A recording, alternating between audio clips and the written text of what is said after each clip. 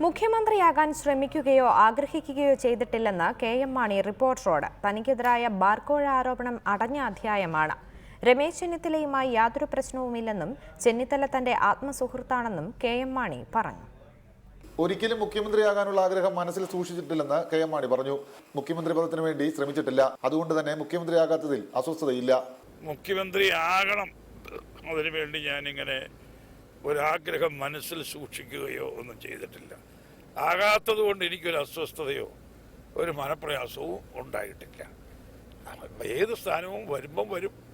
ഞാനൊന്നും പിടിച്ചു വാങ്ങിയിട്ടില്ല. ഓരോന്നും വരുമ്പോൾ വരുന്നു എന്നല്ലാതെ. തനിക്കെതിരെ ഉണ്ടായ ബാർക്കോഴ ആരോപണം കാലഹരണപ്പെട്ടതും അടഞ്ഞ അധ്യായവുമാണ്. ആരോപണം തനിക്ക് ഒരുപാട് വിഷമമുണ്ടാക്കി. രമേശ് ചെന്നിത്തലയും കെ.എം. മാണിയും തമ്മിൽ എന്തെങ്കിലും തരത്തിലുള്ള പ്രശ്നങ്ങളുണ്ടോ എന്ന ചോദ്യത്തിന് മാണിയുടെ മറുപടി ഇങ്ങനെ: രമേശ് ചെന്നിത്തല എനിക്ക് ഏറ്റവും ഇഷ്ടപ്പെട്ട എൻ്റെ ഒരു ആത്മസുഹൃത്താണ്. അങ്ങനെ എനിക്ക് രമേശ് ചെന്നിത്തലയ്ക്കെതിരായിട്ട് എന്തെങ്കിലും ചിന്ത എൻ്റെ മനസ്സിൽ കൂടെ കടന്നുപോയിട്ടില്ല. ഇടതുപക്ഷത്തിന്റെ തെരഞ്ഞെടുപ്പ് പ്രചരണത്തെ കുറിച്ച് ചോദിച്ചപ്പോൾ കെ.എം. മാണിയുടെ മറുപടി ഇങ്ങനെയായിരുന്നു: എല്ലാം നിരപ്പാക്കി തരും LDF വന്നു കഴിഞ്ഞാൽ. എന്ത് തമാശയാണെന്ന് പോലും എല്ലാം ശരിയാക്കും. അതാണ് നമ്മുടെ ചരിത്രം, നമുക്കറിയാമല്ലോ. വികാരത്തള്ളൽ കൊണ്ടോ അതിമോഹം കൊണ്ടോ ഒക്കെ ആവാം ഫ്രാൻസിസ് ജോർജും കൂട്ടരും പാർട്ടി വിട്ടത്.